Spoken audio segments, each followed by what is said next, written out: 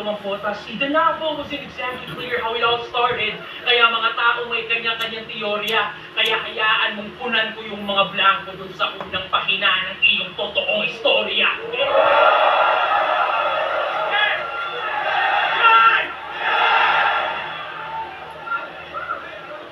Tangi niyang nakalaban?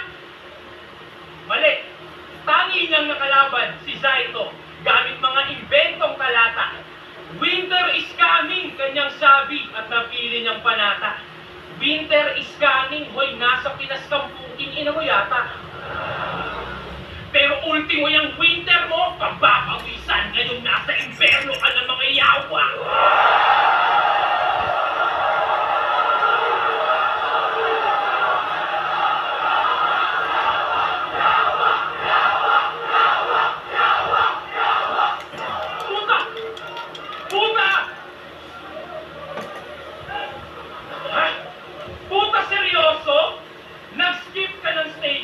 Kumeta semis yung face.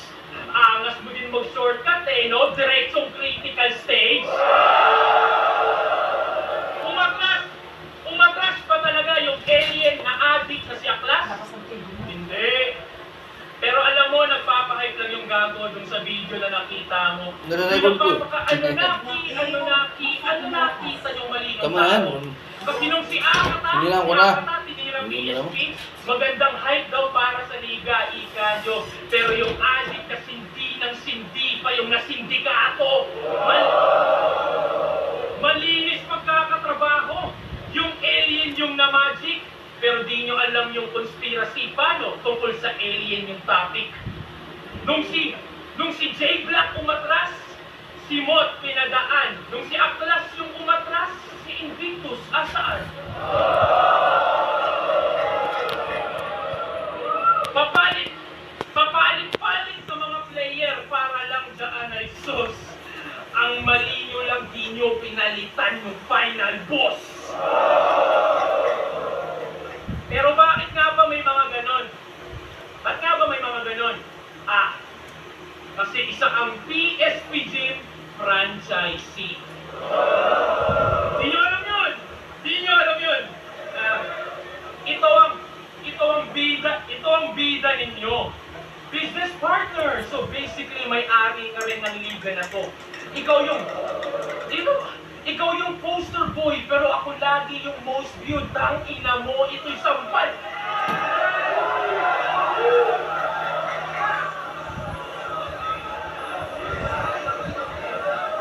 Ikaw yung poster boy, pero ako lagi yung most viewed. Tang ina mo. Ito'y sampal sa may-ari na to, na bilang owner lang ng gym, yung kaya mong i-flex. Ako yung flex ko yung pagbubuhat lagi sa inyo.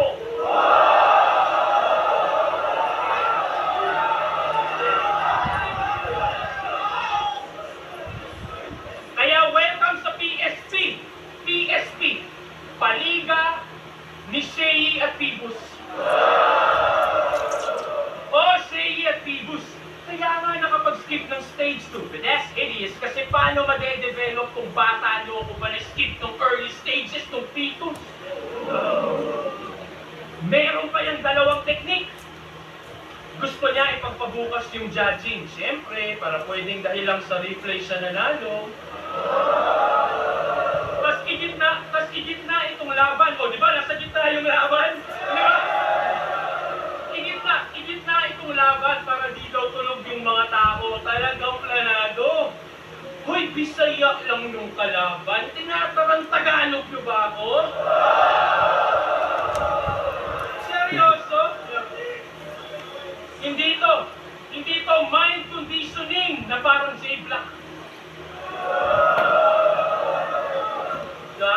Kala niya, anong Sixth Threat at mo, tarantado ang naka-ready yung poster ng PSP pag tiga PSP yung nanalo. Ano yun? Organizer ka na? Player ka pa? Kupal ka ba, boss?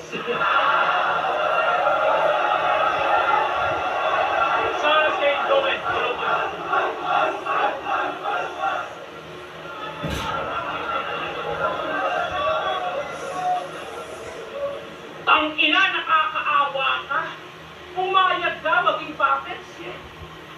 na yung pride mo na tumanggi na lang instead and be like, hindi, ako si Sei. Isa sa coaches ng ating set 2018 champion sa aking belt.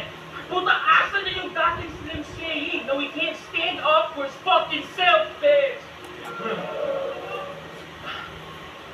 Ako yung dinadaya, pero ikaw yung binabastos. Di ba sapat na tinulungan ka lang ni Enigma magkampiyon dati? Pati ba naman dito naka-safety? Because dog, it's not about more championships pag sinabi niyong MC. Puta, hakutin mo yan lahat. Pero yung titulo ko pa din ang mas mabigat. Tanong mo sa tao yan, Shay. Kahit yung isang championship ni Nowitzki, mas matimbang pa din sa dalawang kampyonato ng KD. Kaya di pwede ikumpara yung corona natin, isang alambungan ng monopolyo.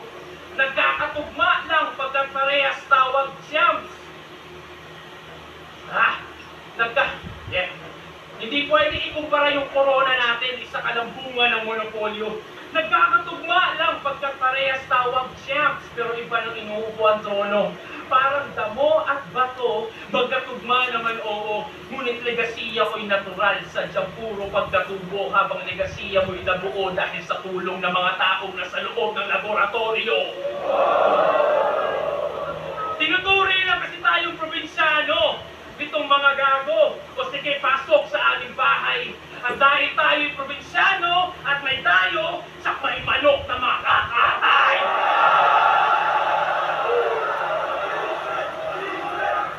Isang angulo, isang round. Diba? Ito'y laban daw ng dalawang magaling sumilit ng maraming angle. Pero kita naman, litaw yung sinong mas creative pagdating sa ganyan. Patay sa isang angulo sa loob ng isang round lang. Bang!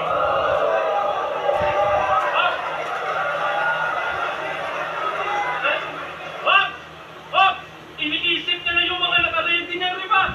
Siyempre! Totoo eh! Expected niya na yan. Basta yung delivery, pakiingatan. I-starter mo ng konti para kunwari hindi mo inasahan.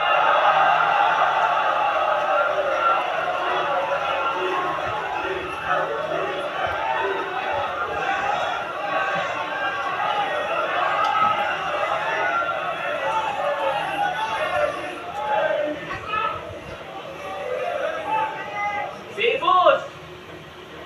Si Extret oh, nagtatampo. Dalawang laban lang daw, finals na ako. Eh bakit? Dalawang laban lang din naman, finals ka na. Huling laban mo na to. Tsaka, umabot ako ng semis.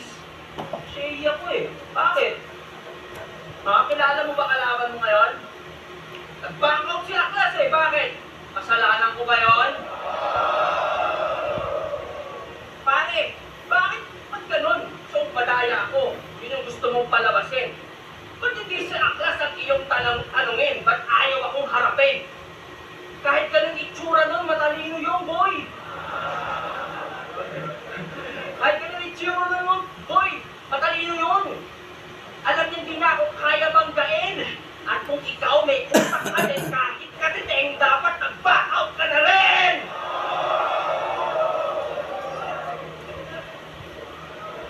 Ang tagal na nung huli kong battle. 2018 pa nung ako'y huling kumanik. Di counted yung kesa ito. Walang bilang sigaro. Nung battle namin, di pa ako galit. Kasi di ba sabi ko, ang magti-trigger, ang pagtutok lang sa akin ng clock ang magti-trigger ng aking pagbabalik. Pero pwede na tong tirador. Magiging 9 din naman yan. 6 pagtapos ko, ibitin pati warik. Davao! 10! 6 straight! Diba sabi ko magagandang katangian naman ng Mindanao yung banggitin nyo? Eh ba't sa dami ng pwedeng representative, ang napili nyo, ito. Panakot na naman. Di ba kayo nasasawa sa ganyan? Hoy, tingin mo magandang pang-represent ng Davao yung pangalan mo na yan? Wait, gusto mo ba silang i-represent? Kung parang ayaw mo naman. Kasi kung gusto mo i-represent ang Davao, ang pangalan mo, Durian. Durian!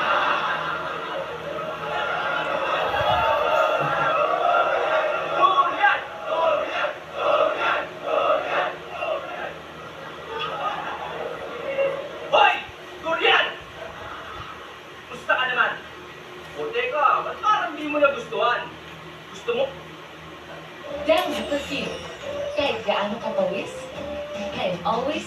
sabon.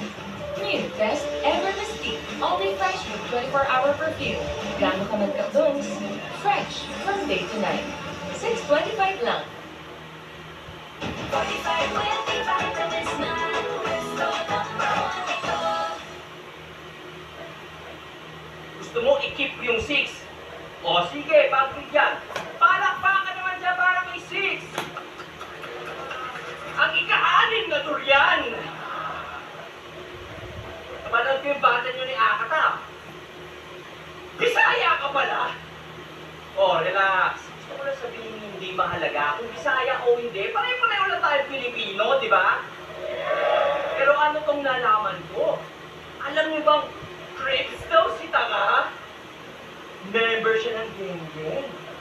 Sa FB, pinagyayabang na ba? Yung mga caption sa Facebook daw kalimutan kung saan nagsimula. Sige nga, kung Crips ka talaga, sino nagtatag ng Crips? Wala. Si Stanley Tookie Williams at si Raymond Washington noong 1971? O tinatag to ni Raymond Washington mag-isa noong 1969 pa kasi sa Black Panther siya ay na-inspira. Alin sa dalawa? Wait. Kung Crips ka talaga, bali, hindi ka ba lalaking Davao? Sa LA ka lumaki at natira? Sa LA ka lumaki at natira? Yawa. Alam niyo ba, ang Crips ay naging kilala sa mga pagnanakaw, droga, karumal-dumal na krimen at iba pa. So, ibig sabihin yung mga ganyan ginawa mo pala.